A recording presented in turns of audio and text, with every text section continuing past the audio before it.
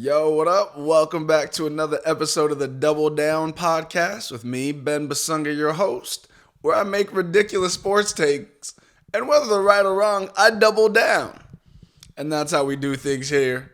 As usual, we're going to get right into it. We get started with the league, the shield. Why? Because we support charitable organizations here at the Double Down podcast. And the NFL is my favorite 501c3 non-charitable organization. So we always start out there helping those kind folks at the NFL.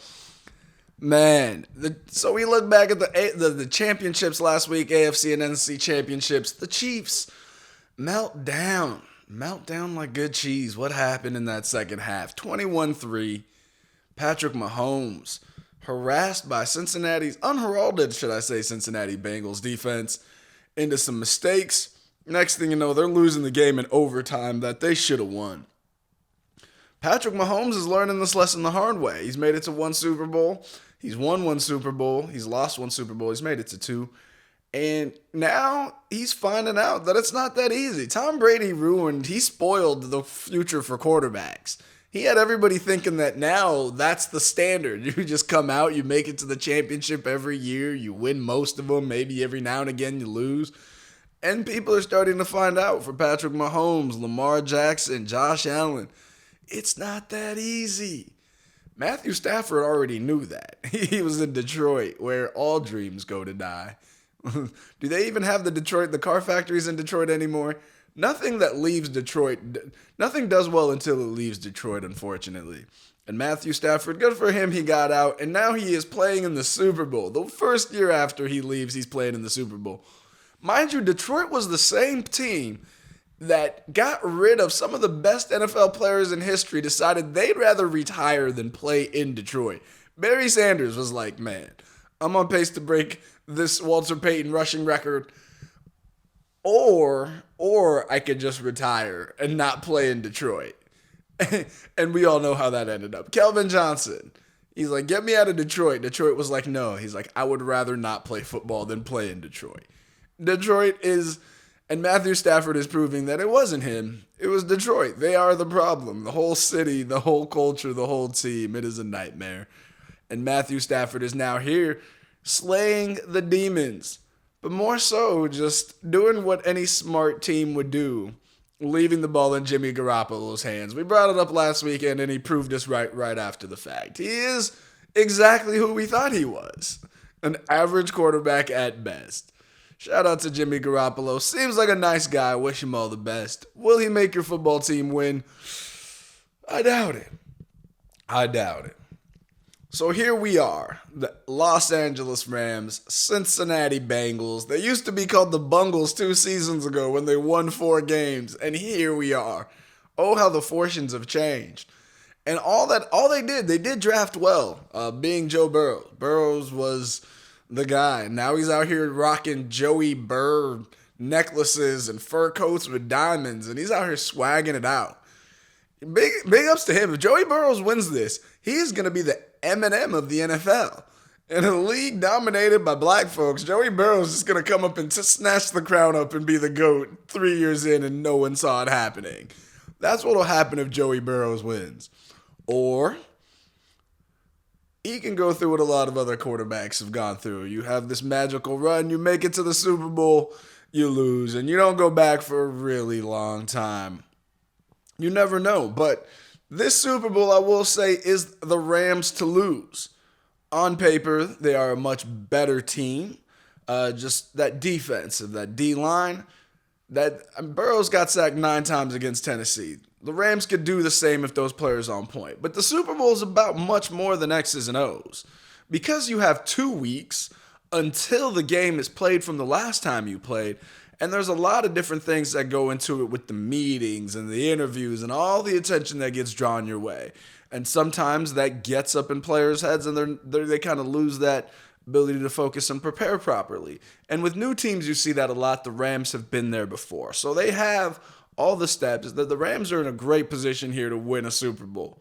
But being in a good position to doing it and actually getting it done are 2 very different things. And we've seen that time and time again.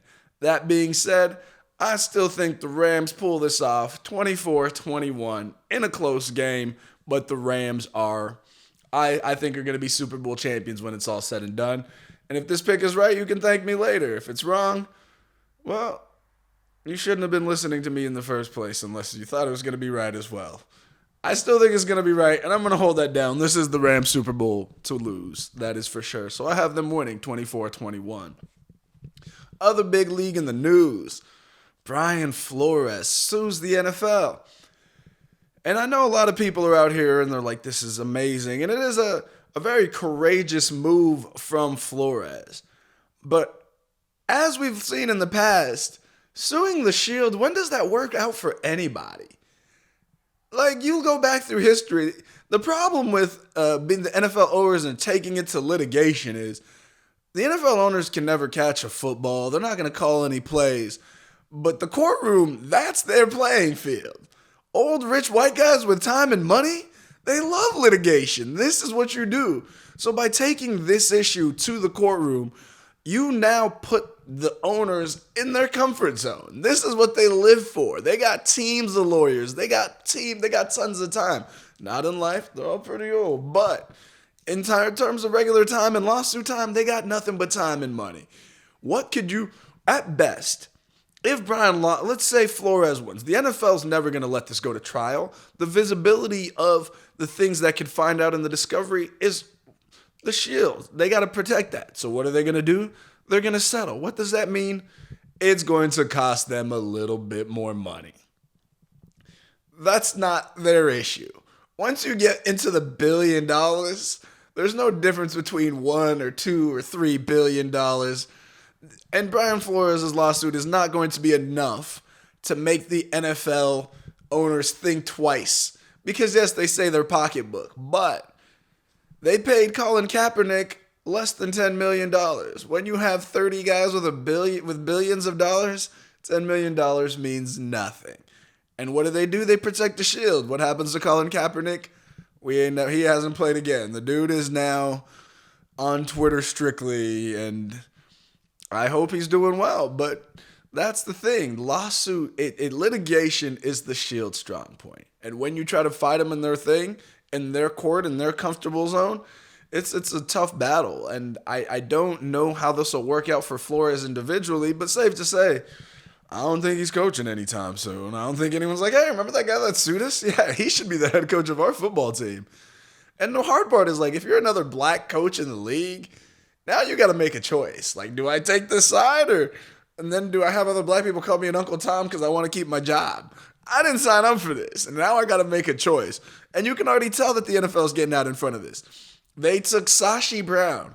Sashi Brown, known for being the GM at the time the Cleveland Browns were 1-27, losing terribly. So what do? They take him back from the Washington Wizards, where he was the GM there, and they bring him back to the NFL. So now you have the GM that was on the team where Hugh Jackson is asserting that they were trying to lose. And he's also black. So now they can be like, look at this black GM. He said everything's above board. And this is the kind of stuff the NFL do. What happens when Colin Kaepernick sued him? We got Jay-Z. So maybe we'll get a Jay-Z version in the NFL. I mean, he does have Dr. Dre and Eminem and Snoop coming to do the halftime show. So I don't know if it helps social justice, but it did get us better halftime shows. So maybe, just maybe, they're going to be doing something different. Maybe get like a Migos rendition of the national anthem to play. They'll be like, we have this Migos rendition. That's what the NFL does. Their PR team and their litigation team is too strong. And going against that without a clear-cut agenda of what you're trying to get, I mean, now they got the Rooney Rule, they got the EVP thing. And they're just going to do some other half measures that don't work and be like, look, we did this. And then they're going to get a black guy to be the face of it like they did with Jay-Z. And it's back to business. So we'll see how it plays out. But suing the Shield has never worked out well.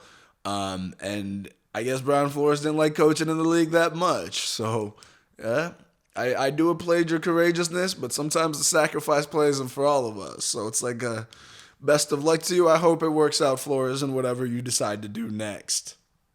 Because it won't be coaching in the league, I can promise you that.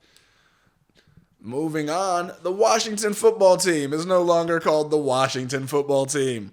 They chose the name, the Washington Commanders, which they should have stuck to the Washington football team. With the Commanders, that brings back tones of the Washington Generals, the team that loses every single time to the Harlem Globetrotters, which would be fitting because the Commanders, not that good. They will forever be the Washington football team to me, or the football team in Washington. They should have just left it at that, gave yourself some old leather helmet logos, and moved on. You can't be there and throw out this Arena Football League sounding name and expecting us all to just jump on the bandwagon because you got multicolored glitter helmets. Terrible name, terrible team. Keep piling up the L's.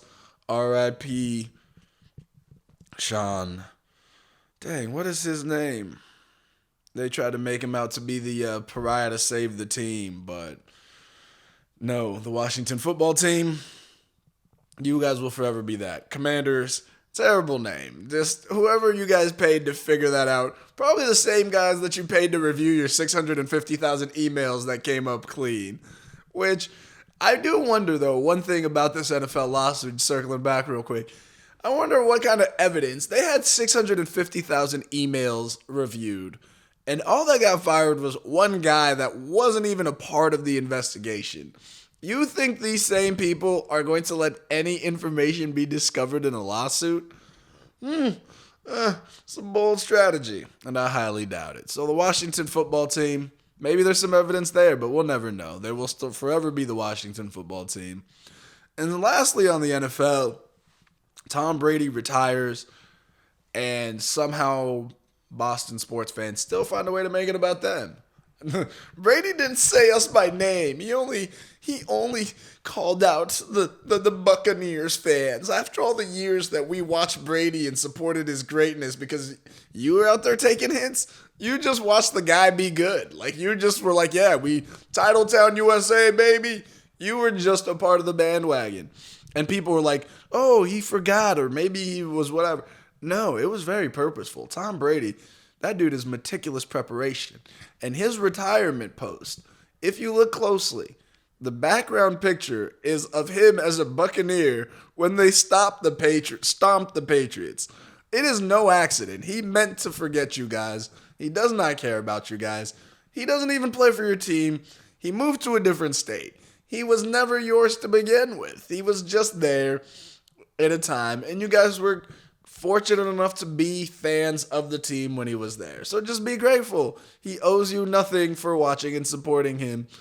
He literally owes you absolutely nothing. And your cold stays. So stay there, stay miserable, and hope Belichick can turn it around. We move on to the association. All-Star Weekend is upon us. Andrew Wiggins is a starter, putting up Desmond Bain numbers. Yeah, that's what he's putting up. Same amount of points per game, same percentages, playing about the same defense. How did we get to a point where Andrew Wiggins is an all-star starter and everyone just seems okay with it? Devin Booker, Luka Doncic, Karl Anthony Towns, NBA, fix this. Andrew Wiggins putting up Desmond Bain numbers, starting in your all-star. Stop it. I know the Warriors are winning, but the Suns are the number one team in the league. They deserve to have a representation up there. The Mavericks are about 5th or 6th. All of those guys, better options. Hey, Andrew Wiggins, you snuck one in. It may be your only all-star game in your career. So good for you, but we need to change this. I would start a petition, but I can't think of. I'll give Andrew Wiggins this one, but you guys got to stop. Unless you guys are also going to put Desmond Bain in the All-Star game. That's the next move. So either make one or the other, but you guys can't have this, NBA. Russell Westbrook. He's been getting a lot of flack lately, and their Lakers have been losing, and it's always good to find a scapegoat. But in the case of Westbrook, it's not me, it's you. It really is Russell Westbrook. Sometimes you watch stuff and you're like, maybe it's just a media bias, that's whatever. No, the numbers bear out the eye test. For some reason, Russell Westbrook decided he just did not want to play defense, move without the ball, hustle. Russell Westbrook is essentially at the Sex and the City career choice. Where Sex and the City is right now is where Russell Westbrook is in his career. He's about to start getting the gray hairs. He doesn't want to be here anymore. It almost seems like a money grab, and people are like, he's still in the league? Like, they're still making new Sex and the Cities? That's where Russell Westbrook's at. It has gotten bad to the point where they benched him, and every time he came back in the game, the Lakers would start losing again. Every time he was out, the Lakers would make a run. He would come back in, and shortly thereafter, the Lakers would go downhill. In fact, when the Lakers made their run down 21 to tie the game the other night, Russell Westbrook took one shot, and he missed the layup, didn't get back on defense, and the other team got an easy bucket in transition. The rest of the time, he did not touch the ball meaningfully, and the Lakers got buckets. Coincidence?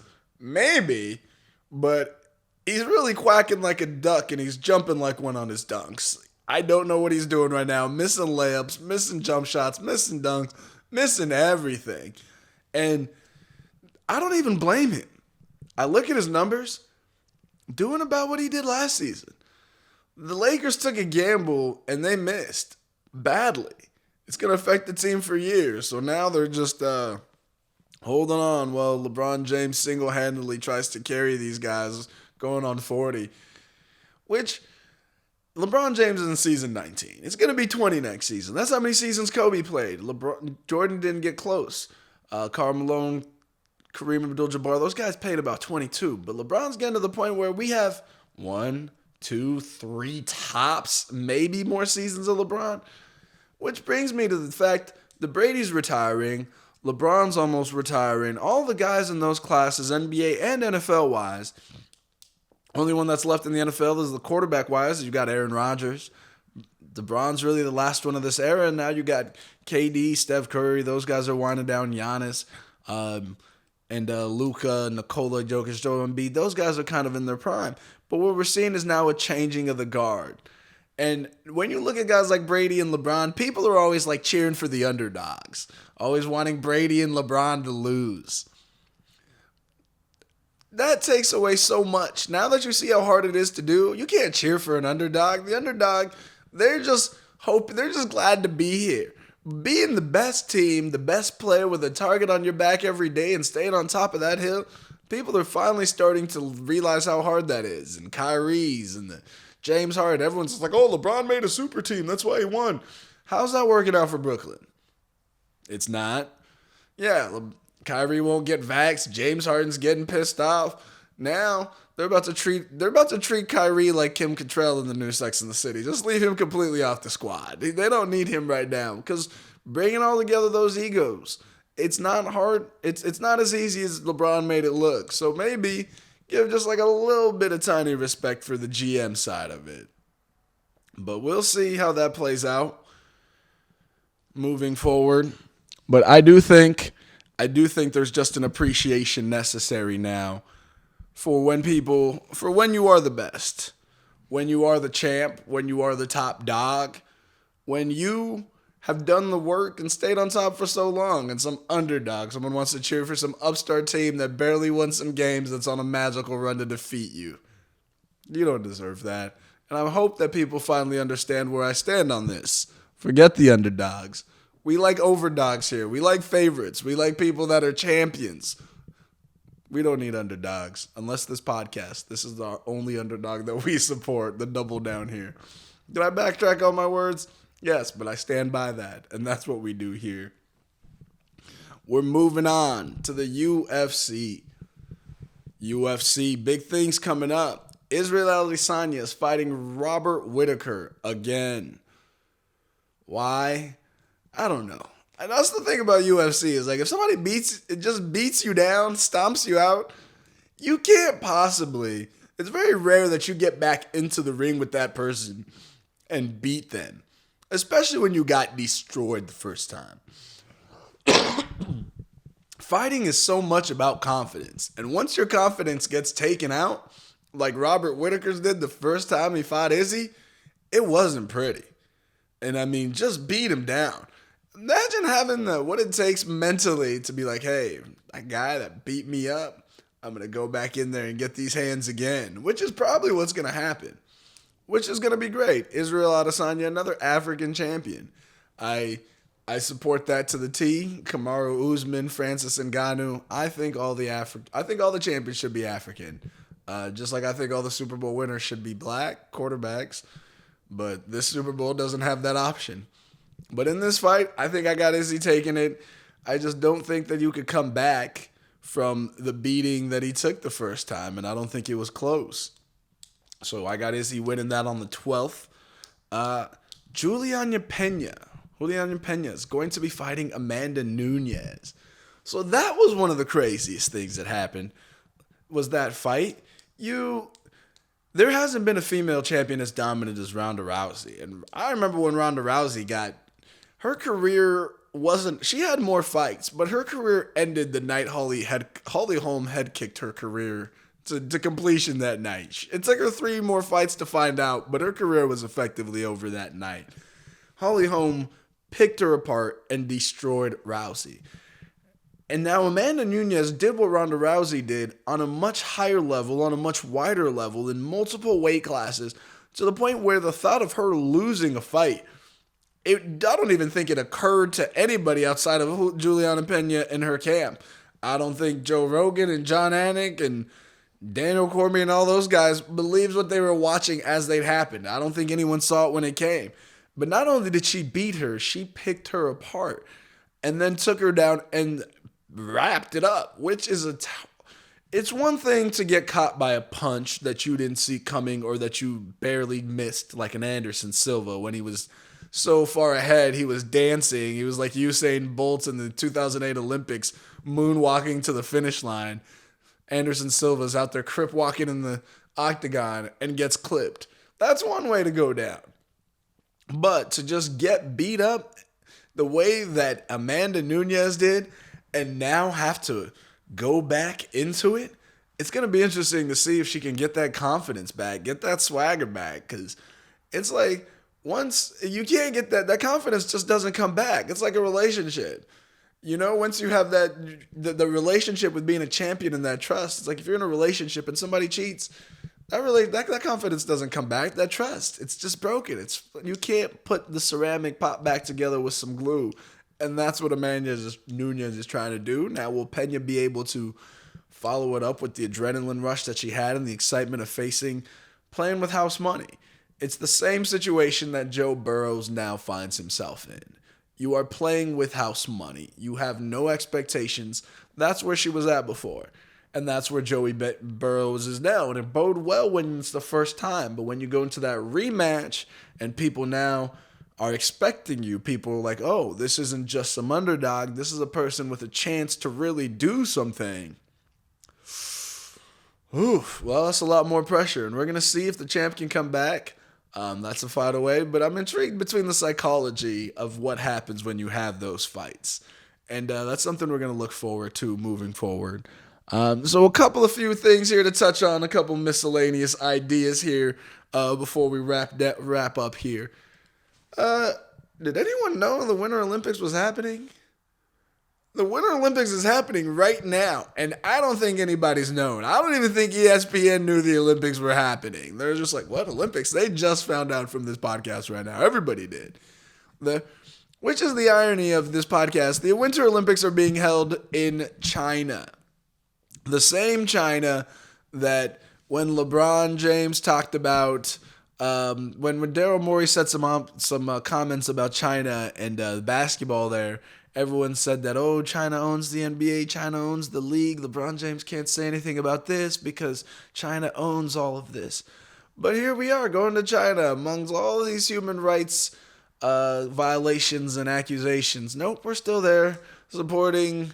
Who knows what happened at the Winter Olympics? I don't even know. Curling, that's the thing. The people are curling now, right? We brought our brooms there. We're sweeping. I thought, what's more important, like winning the X Games or winning an Olympic gold medal? Wait, a winter Olympic gold medal. Like, do those, I can't name you one Olympic gold. I can't name you one winter Olympic person that wasn't doing something that probably cares more. Like you win in hockey, Olympic gold. I'm sure they'd rather win a Stanley Cup. Maybe win an Olympic gold medal in snowboarding, but you'd probably rather want to win the X Games. I guess the only thing this is really just a form for figure skating and curling.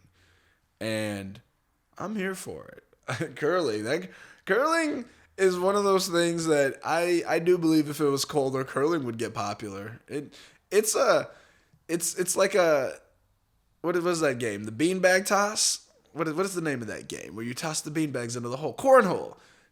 It's like a cold cornhole. That's what it is. Like, people are just cold, and like you try to throw the cornhole up, it froze. They're like, we need something with some ice, and curling was born. Shout out to all the curlers out there. Major League Baseball still in a lockdown as well. No one's boycotting. Nobody cares. Missing opening day again. Nobody even knows this is winter baseball Olympics. Winter Olympics. Nobody cares. Figure it out, baseball. You guys don't want to put Barry Bonds in the Hall of Fame. He's the best player. Why are we surprised that you guys are too inept to figure out how to get your season going? There's zero surprise here. And that's how baseball's been doing things the whole time. So why are we surprised that another lockdown for them? And it doesn't seem to be getting anywhere close. The players want to negotiate. The owners want an arbitration. They're not getting anywhere right now. So there's looking like Scarlett Johansson and Disney when they were trying to figure out her contract situation. Someone's going to have to pay, and at the end, someone's going to lose. But when you go up to the owners and you take it to litigation, again, that's their strong point. So, as usual, it's always going to be the players that lose.